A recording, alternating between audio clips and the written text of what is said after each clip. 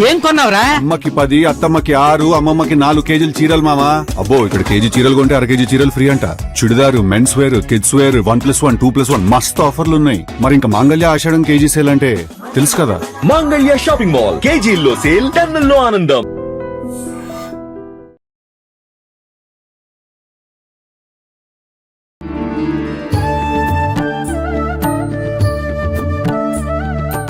నమస్తే అమ్మా. నమస్తే.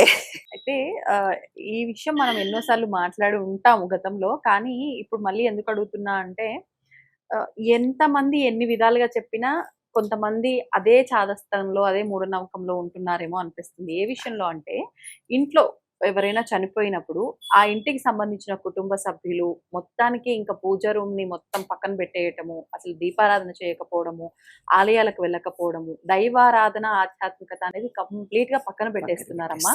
అసలు ఇలా చేయటం ఎంతవరకు కరెక్ట్ అంటారు? నిజంగా ఎవరైనా ఇంట్లో చనిపోయినప్పుడు మిగతా వాళ్ళు అసలు ఇలాంటి విషయాలు ఏమి చేయకూడదంటారా, ఆచరించకూడదంటారా?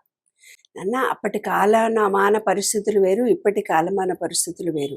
అప్పటి ఎనర్జీ లెవెల్స్ వేరు, ఇప్పటి ఎనర్జీ లెవెల్స్ వేరు.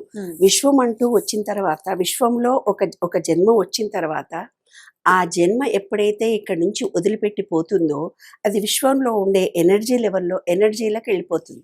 అంటే పంచభూతాత్మకమైనటువంటి ఈ ఆత్మ చనిపోగానే ఈ పంచభూతాల్లోకి వెళ్ళిపోతుంది. అది బీజమై మళ్ళీ ఎండ వచ్చినప్పుడు ఆ ఎండకి ఒక వృక్షానికి ఆహారంగా వెళ్ళిపోయి మనం తిన్న ఆహారం లోపల ఆ బీజం పోయి అది భార్యాభర్తలకి ఇద్దరికి అది ఆహారంలో లోపలికి వెళ్ళిపోయి మన శరీరంలో బీజముగా మారిపోయి భార్యాభర్తల కలయిక ద్వారా అది మళ్ళీ జన్మగా పుట్టడం జరుగుతుంది. అది సైన్స్ ఏమ్మా. కాబట్టి సైన్స్ పరంగా అలా దీపం పెట్టకూడదు అని కానీ, సైన్స్ పరంగా నేను రాసినటువంటి ఆధ్యాత్మికతలో కూడా మాకు తెలిసినంత వరకు అప్పటి కాలంలో ఏంటంటే ఇంత నాలెడ్జి, ఇంత అవేర్నెస్ లేదు నాన్న. లేకపోవడం మూలంగా ఏం చేశారంటే అక్కడనే పశువులు ఉండేవి. లాట్రిన్ అంటే ఇంత దూరంలో క్లీనినెస్గా ఉండేది కాదు, ఇంటి పక్కనే లాట్రిన్ ఉండేది. ఆ శవాలు కాల్చేది కొంచెం దగ్గరలోనే ఉండేది.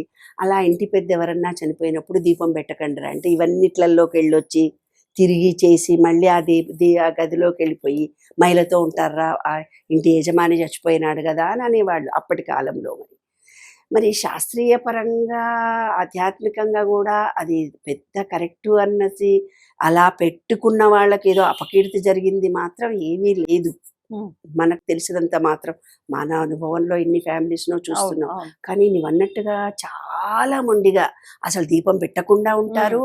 తర్వాత ఆ సంవత్సరం అంతా వాళ్ళకి ఎంత నెగిటివిటీ ఉంటుందంటే ఆ ఫ్యామిలీలో అసలు జబ్బులు వస్తాయి, బాధలు వస్తాయి, అప్పుల పాలైపోతారు, ఉద్యోగాలు ఊడిపోతాయి, సేమ్ ఆ నెల లోపలనే ఇంకొకళ్ళు చనిపోతారు. ఇలాంటి నెగిటివిటీ అంతా జరగడానికి కారణము వాళ్ళు దీపం పెట్టకపోవడం అనేది నా సైన్స్ ప్రకారంగా అర్థమైంది. ఎప్పుడైతే ఒక వ్యక్తి చనిపోయాడో ఆ ఇంట్లో ఉండే ప్రతి వాళ్ళము నిర్ణయించుకొని పుట్టిన వాళ్ళమే. మనము మా అమ్మాయి కూడా చనిపోయింది చిన్న వయసు. అప్పుడు నేను అనుకునేదాన్ని నువ్వు ముందు పోయావని మేము వెనకపోతాం, అంతే తేడా, ఎవరమైనా పోయేవాళ్ళమే అని అనుకున్నాను నేను. కాబట్టి చనిపోవడము అనేది సర్వసాధారణం. ప్రతి జీవి చనిపోవలసిందే. ఈ భూమి మీద పుట్టిన రాముడు వెళ్ళాడు, కృష్ణుడు వెళ్ళాడు, అందరూ అంతర్ధానం అయిపోయారు. భగవత్ స్వరూపాలుగా ఉన్నటువంటి వాళ్ళు కూడా అంతర్ధానం అయిపోయినటువంటి భూమిలో పెట్టినాం కాలంటే మరణం తప్పదు. కాబట్టి మరణించిన వ్యక్తులు చనిపోయిన ఇంట్లో ఖచ్చితంగా దీపం పెట్టాలి. ఎందుకు పెట్టాలి అంటే ఆ ఇంటిలో నెగటివిటీ చాలా ఎక్కువ ఉంటుంది. కాబట్టి ఆ బాధపడుతూ ఏడుస్తూ ఉన్నటువంటిది అదే నెగటివిటీ అంటున్నాం. ఏ నెగటివిటీ అయితే ఎక్కువైపోయి మీ ఇంట్లో నెగటివిటీ ఉంటుందో సేమ్ నెగటివిటీనే ఇమీడియట్గా పొందే అర్హత పొందితే ఇంకొకళ్ళు ఇమీడియట్గా చచ్చిపోతారు. లేదు ఆ నెగటివిటీ కొంతకాలంగా ఉంటే 3 నెలల్లో 6 నెలల్లో చచ్చిపోతారు. అయ్యో మా ఇంట్లో ఒక చావు, తర్వాత 2వ చావు, 3వ చావు వచ్చిందంటే మీ ఇంట్లో నెగటివిటీ ఉన్న వ్యక్తులు అంతమంది ఉన్నారని అర్థం. కాబట్టి ఎప్పుడైతే నువ్వు దీపం పెడతావో, దీపం పెట్టినప్పుడు నీ మణిపూరక చక్రానికి యాక్టివేషన్ పొందుతుంది. ఆ చుట్టూ ఉండే నెగటివిటీ ఏదైతే ఉంటుందో అంటే కార్బన్ డైఆక్సైడ్ ఆక్సిజన్ స్వీకరించి కార్బన్ డైఆక్సైడ్ వదులుతుంది కదమ్మా మనకు. ఏదైతే ఆక్సిజన్ లేకపోతే దీపం వెలగదు అంటారు కదమ్మా. అలా ఎప్పుడైతే నీకు సైన్స్ పరంగా దీపం వెలిగిందో చుట్టూ ఉండే నెగటివిటీ మన ఇంట్లో దగ్గరికి కూడా రాదు, గడప దాటి లోపలికి రాదు. ఎప్పుడు నిరంతరము గుడిలో కానీ మన ఇంట్లల్లో కానీ అఖండ దీపం ఉండే ఇండ్లల్లో దేదీప్యమానంగా వెలిగిపోతూ ఒక ఎనర్జీ ఉండటానికి దీపమే కారణము. ఇప్పుడు ఈ 2 కళ్ళతో ఒక దీపాన్ని చూడండి, 2 దీపాలు పెట్టండి అన్నారు. దాని అంతరార్థం 2 కళ్ళతో దీపాలను చూడాలి. ఇలా కనీసం 10 నిమిషాలు 10 సెకండ్స్ కంటి రోగాలు రావు తెలుసా. ఆవు నెయ్యి దీపంతో 2 కళ్ళతో 2 దీపాలను చూస్తూ ఉంటే కంటి దోషాలు వచ్చి పొరలు కూడా రావుతా నాన్న. ఓహో. కంటి దోషాలన్నీ నువ్వుల నూనెతో దీపం పెడితేనేమో మూలాధార చక్రం యాక్టివేషన్ జరుగుతుంది. శని దోషాలు మన ఇంట్లోకి రావు. అందుకనే బాడీని మసాజ్ చేసుకునేటప్పుడు నువ్వుల నూనెతో మసాజ్ చేస్తారు. మనకి మసాజ్ చేయించుకొని వచ్చి స్ట్రీమ్లో కూర్చుంటాం. అంటే బాడీలో ఉన్నటువంటి శని మొత్తం వెళ్ళిపోతుంది నీకు. అందుకే దీపావళి పండుగ రోజున స్పెషల్గా నువ్వుల నూనె తలంటుకుంటాము. నువ్వుల నూనెతోటే బాడీ మసాజ్ చేసుకొని స్నానం చేస్తాం ఆ రోజు. అమావాస్య నాడు ఎవరన్నా నువ్వుల నూనె పెట్టుకుంటారా? నువ్వుల నూనె పెట్టుకోమని శాస్త్రం చెప్పింది కదా. కాబట్టి అంతరార్థం ఏమిటంటే దీపం అనే దానికి ఒక గొప్ప వెలుగుంది. అది నీ జీవితంలో ఉండే అజ్ఞానాన్ని తొలగించి సుజ్ఞానాన్ని కలిగిస్తుంది. ఎప్పుడైతే దీపపు కాంతులు మన ఇంట్లో ఉంటాయో నెగిటివిటీ అంతా పోతుంటుంది. కాబట్టి తప్పనిసరి పరిస్థితుల్లో నాకు తెలిసి మీరు గుడికెళ్ళి మీ పేరుతో మీ ఫ్యామిలీ పెద్దవాళ్ల పేరు గోత్రము చెప్పి పూజ చేసుకోకండి. గుడికి వెళ్ళొచ్చు, దేవుడికి దండం పెట్టుకోవచ్చు, తీర్థయాత్రలు చేయకూడదు. తీర్థయాత్రలు చేయకూడదు అన్న వేరే ప్లేస్కి వెళ్ళకూడదని ఏదన్నా రూల్ ఉందో ఏమో మనకు తెలియదు. కానీ ఇంట్లో మాత్రం ఖచ్చితంగా దీపం పెట్టాలని అన్న. ఎప్పుడు దీపం వెలుగుతున్న ఇంట్లో ఏ నెగిటివిటీ మీకు రాదు. ఎందుకంటే మిగిలిన కుటుంబ సభ్యులు ఆ ఇంటికి యజమానిగా ఉండొచ్చు, ఆర్థికమైన హెల్ప్ చేసే మనిషి అయి ఉండొచ్చు. ఆయన లేకపోతే వీళ్ళకి ఫైనాన్షియల్ పొజిషన్ కానీ ఫిజికల్గా కానీ మెంటల్గా కానీ ఆ వ్యక్తి ద్వారా వీళ్ళకి చాలా నష్టం జరుగుతుంది. ఆ నష్టాన్ని భరించాలి, ఈ నెగిటివిటీని భరించాలి. ఇంకా ఎక్కువ నెగిటివిటీ వీళ్ళ మీద ఒత్తిడి కలిగే అవకాశాలు ఉంటాయి. ఎప్పుడైతే దీపం పెడతారో మీ ఇంట్లో, ఎప్పుడైతే దీపం పెడతారో ఏదో రకంగా మీకు సహాయ సహకారాలు అంది ఆ ఫ్యామిలీకి బాగుంటుంది. అంటే ఆయన ఏదో ఎఫ్డి చేసి ఉంటాడు, ఆ ఎఫ్డి వచ్చి ఏదో నడిచిపోతుంది. లేకపోతే ఆయన ఏదో సేవింగ్ చేసి ఉంటాడు, ఇన్సూరెన్స్ చేసి ఉంటాడు. అట్లా మీకు ఏదో కలిసి వస్తుంది. ఖచ్చితంగా దీపం పెట్టాలి. దీపం అనేది ఒక మనిషి యొక్క ఆత్మకు సంకేతకంగా మనం అనుకున్నట్టయితే కనుక ఆయన ఆత్మను రోజు దీపంలో చూడండి, దీపం పెట్టి ఆ ఆత్మను దర్శించుకోండి. అయినా థ్యాంక్ యూ, నీ వల్ల ఈ కుటుంబం ఇంత పెద్దవాళ్ళమైనాము, ఇంత మంచి వాళ్ళమైనాము, నీకు కృతజ్ఞతలని ఆ దీపాన్ని చూసి ఆ ఆత్మను రోజు గుర్తు తెచ్చుకోండి. ఆ ఆత్మ ఎంత సంతోషిస్తుంది. కాబట్టి దీపం పెట్టి ఆ ఆత్మను దర్శించుకోండి అనేదే నాకు తెలిసినటువంటి సిద్ధాంతము. ఈ విశ్వంలోని విశ్వరహస్యం కూడా అదే. దీపం అనేది ఆత్మ, ఆ ఆత్మనే వెలుగుతూ పోతుంటుంది. ఖచ్చితంగా దీపం పెట్టాలి అంతే. ఈ దోషాలనేవి లేవే, భయపెట్టారు మనని. కొన్ని మూఢ విశ్వాసాలు మూఢనమ్మకాలతో రిజిడిటీ మెంటాలిటీతో బతకగలిగే మనుషులుగా మనం తయారు చేశాయి కొన్ని మూఢ విశ్వాసాలే అవి. అంతకంటే ఎక్కువ సైన్స్ పరంగా ఎక్కడ కూడా దీపం పెట్టిన ఫ్యామిలీలలో చెడు జరిగిందే ఉండదు కదా. ప్రశాంతత ఇంకా ఇంకా గొప్ప. అంటే చనిపోయిన ఇంట్లో దీపం పెట్టినంటే ఆ నెగిటివిటీని తొందరగా తీసేసుకోమని భగవంతుడిని ప్రార్థించుకున్నట్టు లెక్క. కాబట్టి చక్కగా దీపం పెట్టండి, ఏం పర్వాలేదు. ఇంకా 2 పూటలు పెడితే ఇంకా మంచిది. లేదా గుమ్మం ముందు పెట్టుకొని వాళ్ళని తలుచుకొని సంవత్సరం అంతా గుమ్మం ముందు దీపం పెట్టేది తులసి కోట దగ్గర ఇంకా మంచిది. నెగిటివిటీ మీ ఇంట్లో కూడా రాదు. తప్పనిసరిగా దీపం పెట్టుకోవాల్సిందే. ఇది ప్రత్యేకంగా చూసిన వాళ్ళైనా కానీ అర్థం చేసుకోండి, చూడని వాళ్ళు తెలుసుకొని వాళ్ళు కూడా అర్థం చేసుకోండి. టెక్నాలజీ మారిపోయింది, సమాజం మారిపోయింది. కాబట్టి దీపం పెట్టుకోవడం అనేది సహజమైన ప్రవృత్తి మన హిందూ సాంప్రదాయంలో చాలా ముఖ్యం. ఆలయాలకు కూడా వెళ్ళొచ్చామా? ఆలయాలకు వెళ్ళొచ్చు, వాళ్ళ ఇంటి పేరుతో అర్చన చేసుకోరంట. అది వాళ్ళ ఇష్టం. వాళ్ళ విశ్వాసాల నమ్మకాలను చెడగొట్టుకోండి అని మనం చెప్పడానికి లేదు ఇక్కడ. ఎందుకంటే వాళ్ళ నమ్మకాలు వాళ్ళ విశ్వాసాలతో వాళ్ళ జీవితం గడుస్తుంది. మనం ఇలాగే ఉండండి అని రూల్స్ రెగ్యులేషన్స్ ఏం లేవు.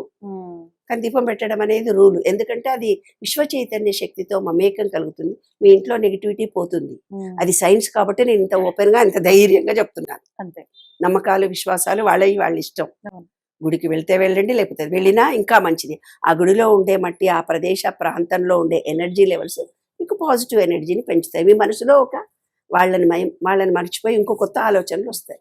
జీవితానికి కొత్త మార్గం మనకు సృష్టిస్తుంది ఈ విశ్వం. అమ్మ, ఇప్పుడు ఇది మీ గురించే క్వశ్చన్. అబ్బో, అంటే మనం చాలా సార్లు మాట్లాడుకున్న సందర్భాల్లో ఫుడ్ గురించి మాట్లాడుకున్నప్పుడు నాకు వంటలు రావే అంటారు. మా ఆయనే పచ్చళ్ళు పెడతాడు, అది ఇది బాగా వంటలు చేస్తాడు. కానీ కొంతమంది ఇంట్లో మగవాళ్ళు వంట చేయడం సంగతి పక్కన పెడితే ఆడవాళ్ళు వండుతున్నప్పుడు సహాయం చేస్తేనే మగోడితో పని చేపిస్తున్నావు, నీకు అంత ఒళ్ళు బలిపేంటి అని మాట్లాడే వాళ్ళు కూడా ఉన్నారు. అంటే ఇంట్లో హస్బెండ్ వంట చెయ్యొద్దా? ఇంట్లో వైఫ్ కి వాళ్ళు హెల్ప్ చెయ్యొద్దంటారా అమ్మ? ఇలాంటిది ఒక అమ్మాయి కన్నీళ్లు పెట్టుకొని వచ్చింది, ఏడుస్తూ వచ్చింది. నీ కళ్ళల్లో కూడా నేను నీళ్లు చూశాను బంగారు తల్లి. నిజంగా నాన్న, ఏంటంటే ఆ అమ్మాయి యూఎస్ నుంచి వచ్చింది. ఉమ్, రాత్రిపూట అంతా జాబ్ చేయాలి, అవును. పగలంతా వంట ఇంట్లో చేయాలి. పని. ఓపిక లేక ఏరా నువ్వు కూరగాయలు తరుగుతావా అని అంటే, ఉమ్, మగవాడిని కూరగాయలు తరగమంటావా నా కొడుకుని? ఉమ్. మరి యూస్లో కలిసి చేసుకుంటారు కదా నాన్న, తప్పదు. చెరొక పని షేర్ చేసుకుంటారు కదా నాన్న. ఉమ్, ఇద్దరూ మంచిగానే ఉన్నారు, మధ్యలో పుల్ల పెట్టింది ఎవరు?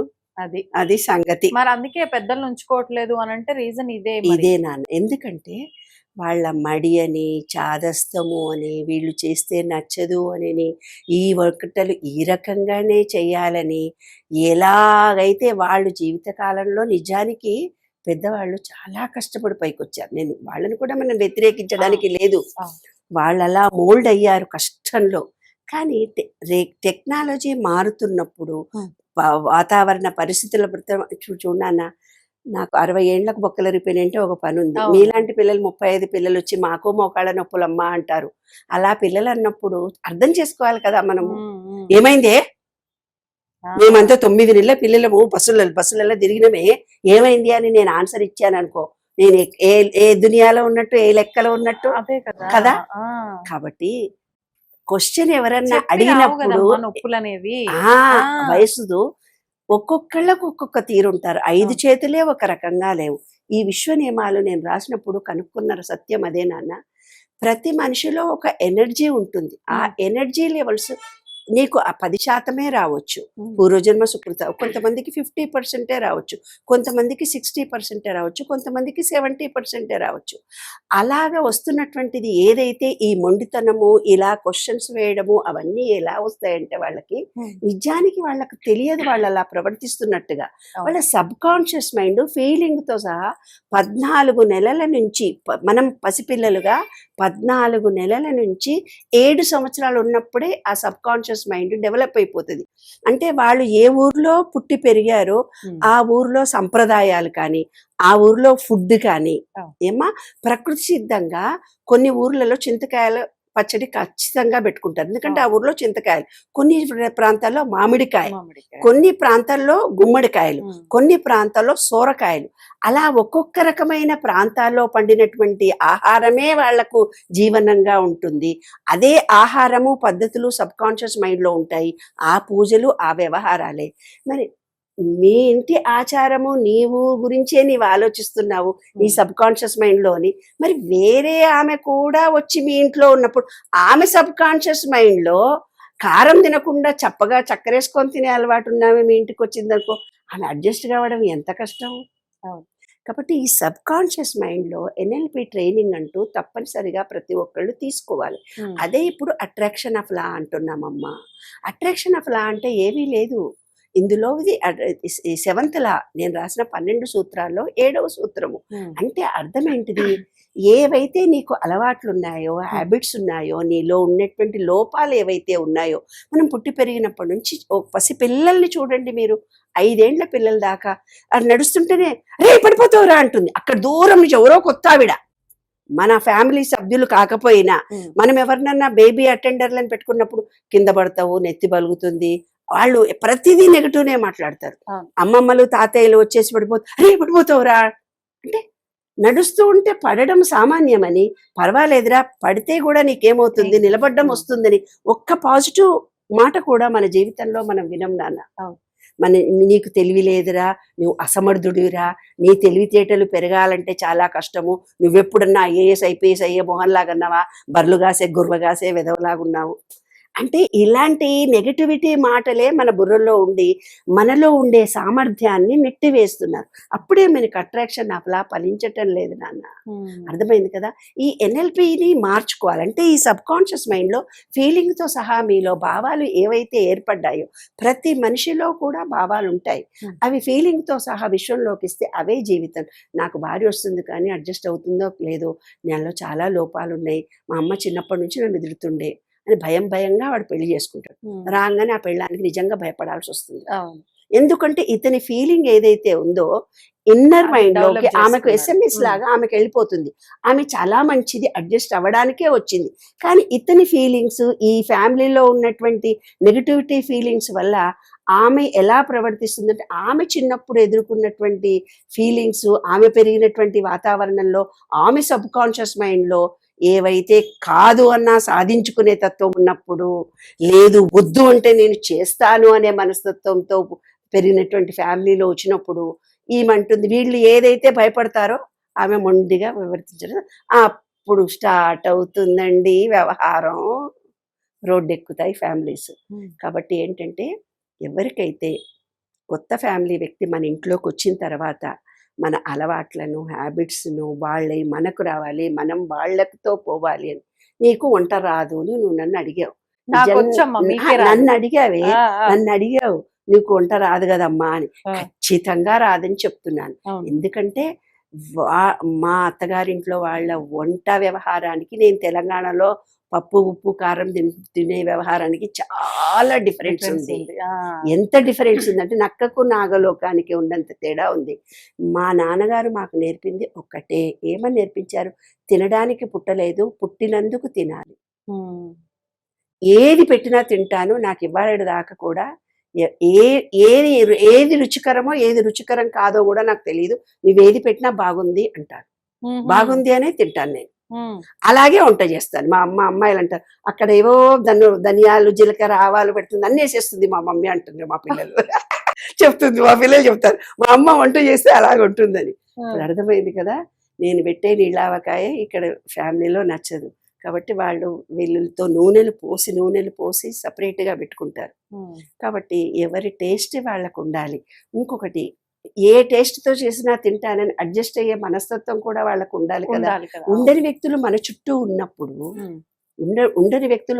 ఉన్నప్పుడు నేను కొన్ని ఫ్యామిలీస్ని భోజనాన్ని పిలుస్తాను.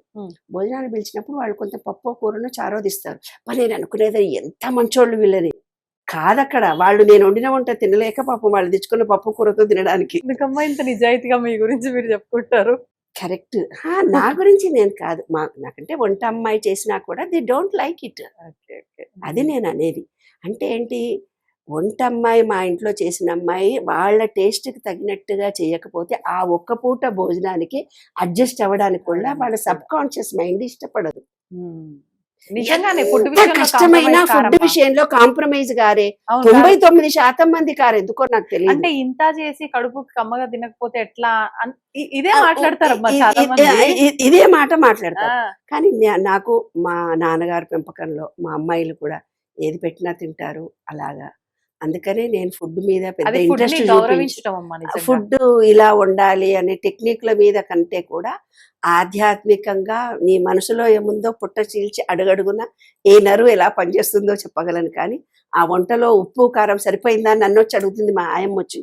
నన్ను అడక్కే బాబు, వేరే వాళ్ళు అడగవే బాబు, కొత్త కదమ్మా. ఎవరైనా సరే ఎవరైనా నన్ను అడిగితే నన్ను అడకండే బాబు, నాకేం తెలియదు, ఉప్పు బాగున్నా లేకున్నా బానే ఉందంట. వంట అనేది చాలా మనసు మంచిగా ఉన్న వాళ్ళకి, ఏకాగ్రత ఉన్న వాళ్ళు వంట చేస్తే చాలా బాగా కుదురుతుందని మా అమ్మమ్మ చెప్పేది. మా అన్నయ్య అనేవాడు, నిర్మల చేస్తా ఉంటే గుమగుమ వాసన ఊరంతా వస్తుంది, తింటే మాత్రం టేస్ట్ రాదు అని. మా అన్నయ్య అనేవాడు, భలే చేసావే అని. కాబట్టి కొన్ని వంటలు మాత్రం సూపర్ గా చేస్తాను. ఏం చేస్తారమ్మా? కొన్ని మజ్జిగ పులుసు, టమాటా పచ్చడి, పెరుగన్నం కూడా చాలా బాగా. ఒక పులిహోర చేస్తాను. నేను చేసే పులిహోర ఎవ్వరికీ రాదు. కడుపుతో ఉండే ఏ అమ్మాయికన్నా నేను చక్కగా పులిహోర చేసి పెడతాను. స్పెషల్ పులిహోరలు చేస్తాను, అవి మాత్రం వచ్చు. పెరుగన్నం వచ్చు, బిసిబిళ్ళా బాత రాదంత బాగా.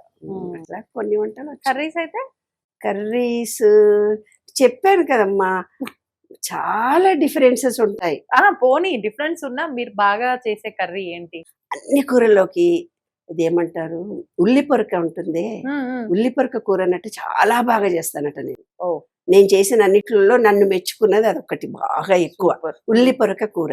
అంటే ఉల్లిపాయలు టమాటాలు ముందు వేసి బాగా మగ్గించిన తర్వాత వీటిని చాలా సన్నగా కట్ చేసేసేయాలి. సన్నగా కట్ చేసేసి అవి బాగా మగ్గిన తర్వాత ఇవి వేయాలి. ఓకే. వేసిన తర్వాత కొంచెం నిమ్మకాయ పిండాలి లాస్ట్కి. ఆపేసిన ఉల్లిపాయ టమాటా చేసిన తర్వాత ఏమి వేయను, ఉప్పు మిరప్పుడు వేస్తానంతే. బా భలే ఉందమ్మా భలే ఉందమ్మా అని తింటారు. మా అల్లుళ్ళకి కూడా నచ్చుతుంది అది. వాళ్ళు రాగానే అమ్మా నువ్వు చేయి, మా అల్లుళ్ళు రాగానే నాన్న నువ్వు బిర్యానీ బాగా చేస్తావు చేసి అదే అన్నాం అనుకుంటున్నా. మీరు అల్లుడు చేసి పెట్టడం కదా, అల్లుడు మీకు మా అల్లుళ్ళు అడుగుతారు నాన్న మీరు కొంచెం చేసి పెట్టవని. మీరు నాకు మాట ఇచ్చారు ఈసారి మీ అల్లుడు వచ్చినప్పుడు బిర్యానీ చేసి పెడతాను. మటన్ చికెన్ కూడా చేస్తాడే వాడు, చాలా బాగా చేస్తాడు అబ్బాయి. ఆ అబ్బాయి స్పెషలైజేషన్ నిజంగా ఎవరికి రాదు, అంత బాగా వండుతాడు మరి. ఎస్. కాబట్టి నేను చాలా కష్టపడి వాళ్ళు వస్తే నేను స్వయంగా చేసినప్పుడు అనుకునేదాన్ని ఇంత కష్టపడి చేసిన వీళ్ళు నేను ఎంత పొగుడతారో అని అనేవాళ్ళు. ఎంతబ్బా నేను ఇంత కష్టపడితే అంటే ఆ టేస్ట్ వాళ్ళకి నచ్చిన టేస్ట్ నాకు తెలియదు. ఇన్ని రకాలైన టేస్టులు ఉంటాయని కూడా నాకు తెలియదు. ఈ మధ్య కొంచెం కొంచెం తెలుసుకుంటున్నామ్మా నేను కూడా. ఓకే. నాలెడ్జ్ పెంచుకుంటున్నా కుకింగ్ లో. ఆ ఒక్కటి అడక్కు. అందరికి అన్ని రావంటారు. కరెక్ట్. అట్లా మీ కుకింగ్ లో వీక్ వీక్ అసలు పట్టించుకులే. మా నాన్నగారు తిట్టేవాళ్ళు, వంట గురించి పట్టించుకోకు, చదువు చదువు చదువు చదువు చదువు, క్యారియర్ చదువు చదువు చదువు చదువు. నాన్నగారు గొప్ప అస్ట్రాలజర్, నీ మొహం చూసి నీ జీవితం అంతా చెప్పేసేవాళ్ళు. అలాగా నేను ఒక ఎన్నో సంవత్సరాలు నేర్చుకున్న అస్ట్రాలజీ నేను ఒక 3 రోజులలో చెప్పేస్తానమ్మా అని చెప్పేవాడు నాకు. అలాగా జీవితంలో మెలకువలు తెలుసుకోవాలని చెప్పారు. అలాగా ఆధ్యాత్మికత, ఆ పవరు అదంతా మా నాన్నగారిది. ఇప్పుడు నేను చెప్తున్నటువంటి ఈ విశ్వ నియమాలలో చెప్పే విశ్వ రహస్యాలని ఇవేమన్నా పండితురాలవా అని అడిగాడు ఆయన. నేను కవిత్వం రాశాను, లెక్కల టీచర్నండి నేను, అంతే. సైకాలజీ కౌన్సిలింగ్లో అనుభవమే తప్ప నాకు నేనేం పెద్ద పండితురాలని కాదు, వేదాలు చదవలేదు, శాస్త్రాలు చదవలేదు, ఏమీ లేదు. కానీ అన్నీ చదివినటువంటి జ్ఞానము, అన్నీ చదువుకోగలిగినటువంటి పరిస్థితులు మా చిన్నప్పుడు ఉన్నాయి మాకు. వేదాలు, ఉపనిషత్తులు, అస్ట్రాలజీ, పామిస్ట్రీ, న్యూమరాలజీ అన్నిటి గురించి అవగాహన ఉంది. అంత మంచి ఫ్యామిలీ నుంచి వచ్చాను. అది నాన్నగారు ఇచ్చినటువంటి. ఏమో అమ్మ నిజంగా, అంటే మీరు పెరుగన్నం కలుపుతాను అంటే ఇప్పుడు నేను ఏదో ఒక సెటైర్ వేసేదాన్ని, కానీ మొన్న మీరు కలిపిన పెరుగన్నం తిన్నా కదా, అసలు ఆ మాట అనలేను నేను. అందుకే అనలేదు. నిజంగా ఎంత అద్భుతంగా ఉంది. నేను మళ్ళీ పోయి నేను ఇంట్లో ట్రై చేసిన నెక్స్ట్ డే కానీ నాకు రాలేదమ్మా టేస్ట్ నిజంగా. మజ్జిగ కూడా ఎంత మందికి పంచుతాను, సమ్మర్ అంతా స్పెషల్ గా ఉంటదట నా టేస్ట్. అది ఎవరికి రాదట. ఏవో కొన్ని వచ్చు, మరి దానికన్నా పొగడవే నన్ను. శబాష్ అనొచ్చమ్మా మిమ్మల్ని. Okay, sure, thank you. సంతోషం అమ్మా. నమస్తే. And for more videos, Please subscribe to iDream. Please subscribe to iDream. Please subscribe iDream. And please subscribe to iDream. For more videos, subscribe to iDream. please like, share and subscribe to the channel. Congratulations, iDream. Subscribe to iDream. Subscribe to iDream. So subscribe to iDream Media. iDream team అందరికి huge congratulations. Please subscribe iDream Media. Please subscribe to iDream. Subscribe iDream. Please subscribe to iDream. iDream అంటే నా కళల channel subscribe చేసుకున్న నోరు తిరుగుతలేదు, మీరైతే గంట గుర్తు కొట్టండి. For more such videos, please subscribe to iDream. Subscribe to iDream. Please subscribe to iDream. Please subscribe iDream Media. Please do subscribe to iDream. Please subscribe to iDream Media. For best entertainment and information, please subscribe iDream. And don't forget to subscribe to iDream.